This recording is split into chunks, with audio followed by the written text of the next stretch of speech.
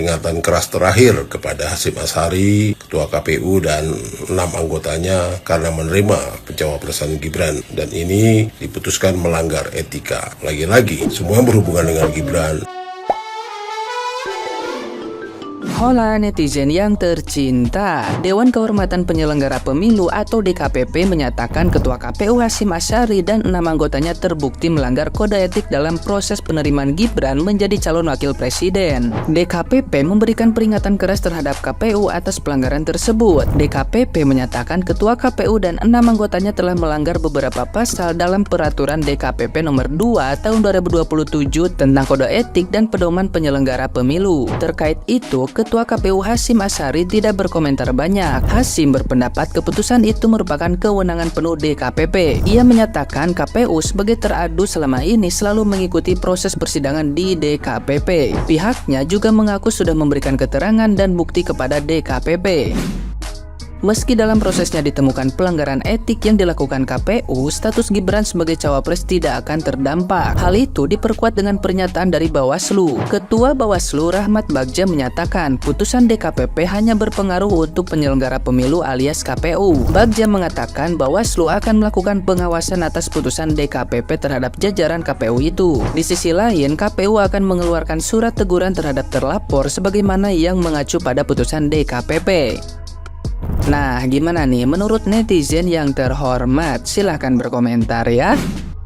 Dewan Kehormatan Penyelenggara Pemilu memutuskan Ketua KPU dan 6 anggota KPU lainnya melanggar kode etik karena terima Gibran sebagai cawapres. Waduh, Ketua MK etik, Ketua KPU etik. Tapi masalahnya cawapresnya sudah didaftarkan, sudah diumumkan, udah ikut debat, dan tanggal 14 Februari 2024 tinggal pencoblosan. Tidak kaget, sama sekali tidak kaget. Hanya saja dirasa hal tersebut sudah terlambat. Sangat-sangat terlambat. Mengapa aku katakan terlambat? Karena paslon tertentu tersebut sudah melakukan proses fase-fase pemilu yang harus dijalani. Mari kita lihat tindak lanjutnya seperti apa hal konkret yang akan dilakukan. Karena sebelumnya Ketua MK pun dianggap melanggar kode etik hingga pada akhirnya diberhentikan. Kini Ketua KPU yang dianggap melanggar kode etik. Itu sudah jelas dari awal, sudah cacat secara formil, melanggar konstitusi, melanggar hukum, bahkan melanggar undang-undang. Mari kita lihat tindak lanjutnya seperti apa dengan keputusan hal tersebut, kawan. DKPP telah memberikan hukuman peringatan keras terakhir kepada Hasyim Asyhari, Ketua KPU dan 6 anggotanya karena menerima pencawapresan Gibran, dan ini diputuskan melanggar etika. Lagi-lagi semua yang berhubungan dengan Gibran melanggar etika. Nah, bagaimana ceritanya? Raffi Ahmad mengatakan bahwa berpolitik yang sehat-sehat aja, sementara yang dia dukung adalah paslon yang cacat etika. Bagaimana mungkin kita bisa percaya kalau mereka akan berpihak pada rakyat, sementara mereka dengan bangganya kalau mereka didukung oleh konglomerat yang bahkan menguasai sepertiga perekonomian rakyat? Bagaimana kita bisa percaya kalau mereka-mereka ini akan bisa merasakan apa yang dirasakan rakyat jelata, sementara yang ada di lingkungan mereka hanyalah para sosialita? Salam. Lagi-lagi ada korban yang ditetapkan sebagai pelanggar etik karena ulah sang anak sulung Presiden Jokowi, yakni Gibran Rakabuming Raka. Ya, setelah kemarin sempat kita dengar bahwa Ketua Mahkamah Konstitusi Anwar Usman dinyatakan melanggar etik karena ikut memutuskan batas usia capres-cawapres, di mana itu yang bisa meloloskan Gibran sehingga sekarang menjadi cawapres Prabowo Subianto. Nah, kemarin berita itu sudah berlalu dan ya Anwar Usman dilepas dari jabatannya, tapi itu tidak berpengaruh dengan pencawapresan Gibran. Memang aneh sih ya, ketika ada pelanggaran yang memutuskan terkena dampaknya, tapi yang diloloskan justru melenggang sampai sekarang. Nah, setelah berita itu lama tembus, ya kan, sudah tidak terdengar lagi. Sekarang hari ini DKPP menyatakan bahwa Ketua KPU Hasyim Asyhari dinyatakan dengan jelas melanggar kode etik karena meloloskan pencalonan Gibran. Karena memang seharusnya sebelum pencalonan Gibran itu sebelum diterima, harusnya itu ada perubahan dari PKPU dulu nih yang dibahas dengan DPR, sepengetahuan DPR. Nah, kenapa hal sekrusial itu bisa diloloskan oleh Ketua KPU Hasyim Asyhari? Nah, dia sempat berbicara kalau ini saya mengikuti apa yang sudah menjadi keputusan Mahkamah Konstitusi. Memang keputusan Mahkamah Konstitusi itu bersifat final. Namun, sepengetahuan saya sebelum menjadi peraturan yang resmi dari KPU, harusnya dibahas dulu harus dirubah dulu PKPU-nya dengan sesuai pengawasan oleh DPR, sepengetahuan DPR. Setahu saya seperti itu. Nah, harusnya nih Ketua KPU juga tahu untuk langkah-langkah seperti itu, tidak tiba-tiba saya mengikuti apa yang menjadi keputusan MK. Nah, Pak Hasyim ini bagaimana sih? Bapak ini Ketua KPU tapi kok KPU tuh lembaga independen, terus tiba-tiba ngikut MK begitu aja dengan meloloskan yang tiba-tiba juga pamannya sekarang dianggap menjadi pelanggar etik. Sekarang Bapak juga dianggap pelanggar etik kan, karena putra sulung sang presiden gitu loh Pak. Terus ternyata Pak Hasyim ini juga terlibat beberapa kasus ya. Contohnya aja dengan wanita emas.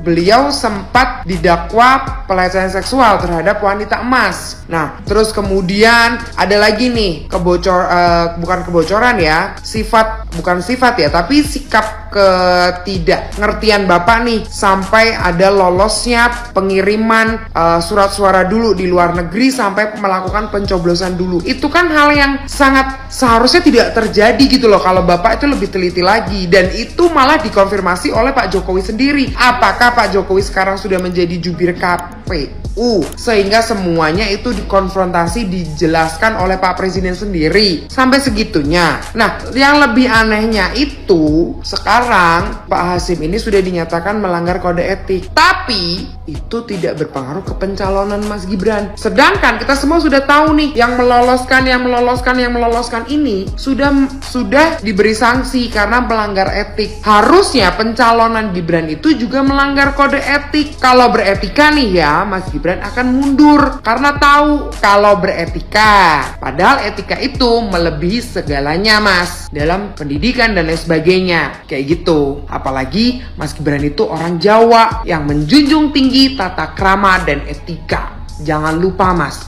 Gibran orang Jawa.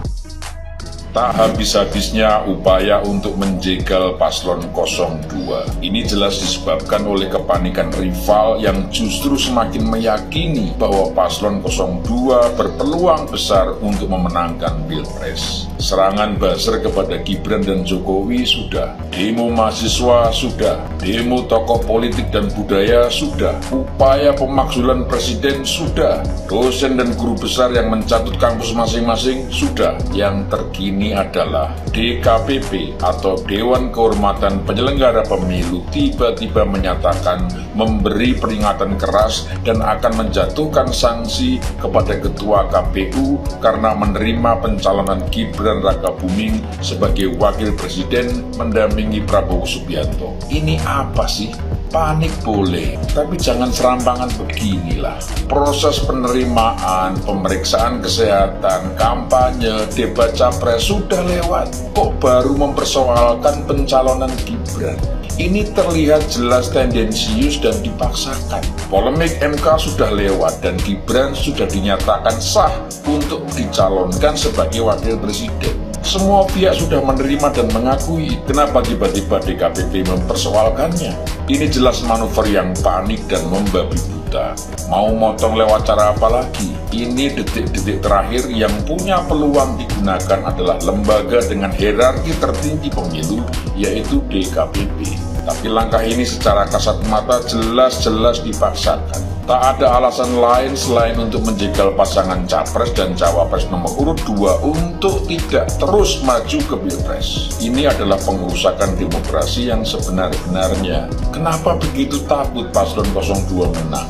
Toh mereka tidak bakal menang secara otomatis. Mereka akan bertarung di Pilpres. Rakyat yang akan memilih mereka. Kalau rakyat memilih mereka, ya mereka akan menang. Kalau tidak, ya pasti akan kalah. Kenapa takut bertarung? Kenapa melakukan manuver yang jelas-jelas tidak fair play seperti ini? Apa artinya slogan jujur dan adil yang selalu digaungkan oleh penyelenggara pemilu termasuk DKPP? Selama ini sekelompok orang selalu menyebut ada elit politik yang bermain. Maka sekarang terlihat jelas elit politik mana yang bermain. Masih mau menuduh istana? Rakyat harus melihat ini, karena ini adalah upaya untuk menghalangi salah satu paslon untuk bertanding di pemilu. Ini upaya penjegalan demokrasi. Semoga DKPP tidak lupa, rakyat bukanlah kelompok elit yang punya kepentingan khusus seperti begundal-begundal politik itu. Rakyat punya kekuatan yang berdaulat, rakyat adalah pemilik hak demokrasi yang sah dan valid. Menghalangi mereka memilih calon yang mereka dukung berarti melawan kehendak rakyat. Semoga bermanfaat.